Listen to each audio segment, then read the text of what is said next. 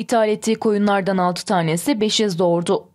Bursalı besici Mustafa Aydın et fiyatlarının yüksek olmasından dolayı Ukrayna'dan Romanov cinsi koyunlar ithal etti. Çok doğurma özelliği ve iriliğiyle bilinen bu koyunlardan 6 tanesi 500 yavruladı. Romanov cinsi koyunların en az 2, en çoksa 6 kuzu doğurduğu bilinirken bu cinsler 14 ayda 2 defa yavruluyor.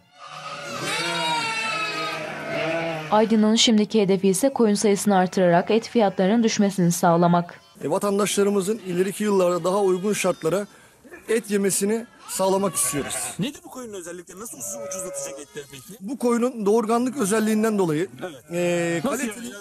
kaliteli bakımda yılda 14 ayda 2 kez doğum alarak doğum ortalaması en kötüsü 3'er kuzudan 6 kuzu, 4'er kuzudan 8 kuzu, 5'er kuzudan 10 kuzu alabiliyorsunuz. Şu an evet 400-500 oranımız yükseldi. 300 oranımız bu sene daha çok. Genelde 4-5. Ortalamamız 3,5-4 oranında. Kaç tane 500 doğurdu arka arkaya? Şu an 6 tane 500 koyunumuz, 6 tane anaç koyunumuz 500 doğurdu.